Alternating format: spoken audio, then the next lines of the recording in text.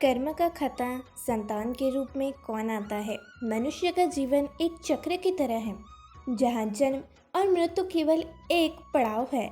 आत्मा न तो जन्म लेती है और न ही मरती है, वह केवल विभिन्न जन्मों में विभिन्न शरीर धारण करती है।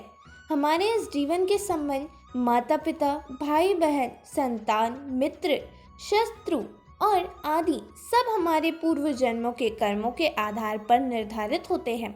जैसे मनुष्य पुराने वस्त्रों को त्याग कर नए वस्त्र धारण करता है, वैसे ही आत्मा पुराने शरीर को त्याग कर नया शरीर प्राप्त करती है। हमारे जीवन के रिश्ते भी इसी कम्र सिद्धांत के अनुसार पूर्व जन्मों से निर्धारित होते हैं। कोई हमारे क्षण को चुकाने आता है, कोई हमारे ऊपर अत्याचार करने आता है, कोई हमसे बदला लेने आता है और कोई हमारी सेवा करने आता है।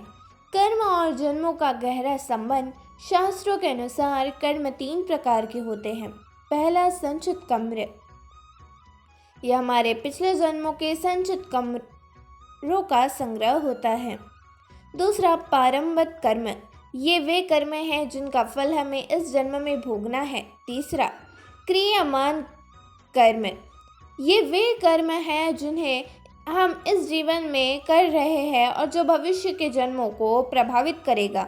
जो कुछ भी हमारे जीवन में घटित होता है वह हमारे पिछले जन्मों के कर्मों का परिणाम होता है। संतान भी उन्हीं 4 प्रकार के संबंध के अनुसार जन्म लेती है। पहला ऋणानुबंध पुत्र, पूर्व जन्म का ऋण चुकाने के लिए जन्म लेने वाली संतान। ऋणानुबंध का अर्थ है पिछले जन्मों के लिए गए लेन देन का बंधन। यदि हमने किसी का धन, संसाधन, समय या ऊर्जा किसी भी प्रकार से नष्ट की है तो वह जीव हमारे घर में संतान बनकर आता है और अपने पिछले ऋण का हिसाब पूरा करता है। ऋणानुबंधन के लक्षण, ऐसे बच्चे माता पिता की कमाई का बड़ा भाग किसी न किसी रूप में नष्ट करते हैं।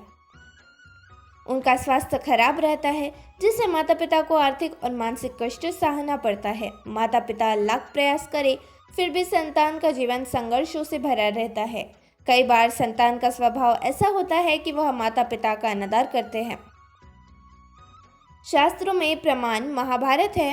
राजा हरिश्चंद्र का उदाहरण प्रसिद्ध है। उन्होंने सत्य की रक्षा के लिए अपना संपूर्ण राज्य और संपत्ति त्याग दी, किंतु उनके पुत्र रोहिताश्व को भी भारी कष्ट सहने पड़े क्योंकि यह सब उनके पूर्व जन्म के कर्मों का ही परिणाम था। उपाय, नित्य श्रीमद्भगवद गीता का पाठ करें और संतान के लिए प्रार्थना करें। जितना संभव हो दान पुण्य करें ताकि पूर्व जन्म के ऋण से मुक्ति मिले। माता पिता को अपने जीवन में सरलता और धैर्य अपनाना चाहिए क्योंकि यह एक कर्म योग का भाग है। दूसरा शत्रुपुत्र, पूर्व जन्म का शत्रु जो बदला लेने के लिए संतान बनकर जन्म लेता है। कई बार ऐसा होता है कि माता पिता का अपना ही संतान के साथ बहुत अधिक विवाद होता है। वह उनकी भावनाओं को नहीं समझती, उनकी अवहेलना करती है और कभी कभी तो मारपीट तक करने लगती है। यह इस बात का संकेत हो सकता है कि वह पूर्व जन्म में आपका कोई शत्रु रहा हो जो इस जन्म में संतान बनकर आया है। शत्रु पुत्र के लक्षण बचपन से ही माता पिता के प्रति विद्रोही स्वभाव, माता पिता की भावनाओं और मान सम्मान की कोई परवाह नहीं करता, अनैतिक कार्यों में लिप्त रहता है और माता पिता को बार बार अपमानित करता है।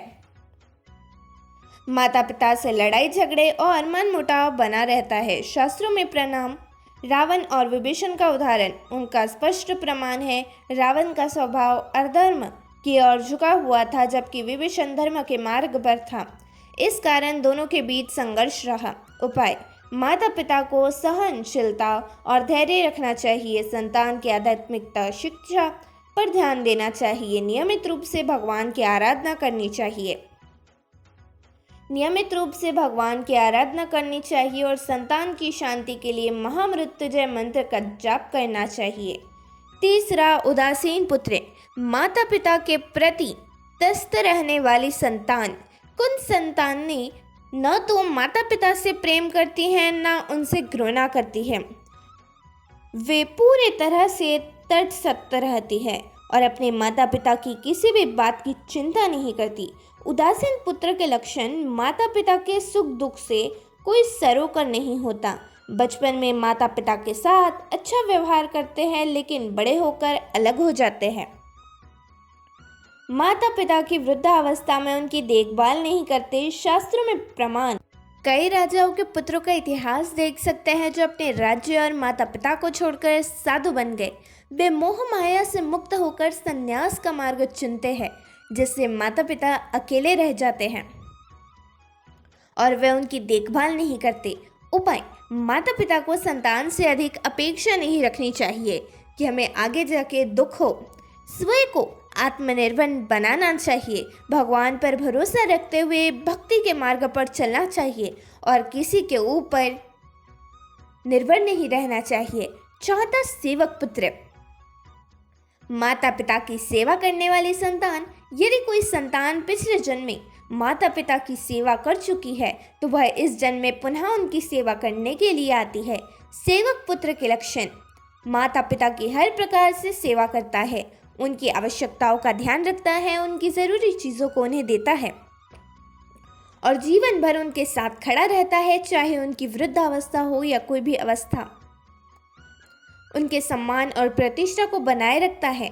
शास्त्रों में प्रणाम: भगवान श्री राम अपने माता पिता के सच्चे सेवक पुत्र थे। उन्होंने अपने पिता के वचनों को निभाने के लिए 14 वर्षों का वनवास स्वीकार किया था। उपाय: संतान में अच्छे संस्कार डालने के लिए माता पिता को स्वयं आचरण सुधारना चाहिए। जैसा घर में व्यवहार रहेगा वैसे ही बच्चे सीखते हैं। आध्यात्मिक को जीवन में अपनाना चाहिए। निष्कर्ष: हमारे जीवन में आने वाली हर आत्मा किसी न किसी कारण से हमारे जीवन से जुड़ी होती है। यही कारण है कि हमें अपने कर्मों को शुद्ध रखना चाहिए ताकि अगले जन्मों में हमें अच्छे संबंध और सुखद जीवन प्राप्त हो। जो प्राप्त है पर्याप्त है, अतः हम सदैव प्रसन्न रहे, अच्छे कर्म करें और भक्ति के मार्ग पर चले। तो दोस्तों, आपको ये वीडियो कैसी लगी कमेंट बॉक्स में ज़रूर बताएं। इस वीडियो को एक लाइक और चैनल को सब्सक्राइब ज़रूर करें। धन्यवाद।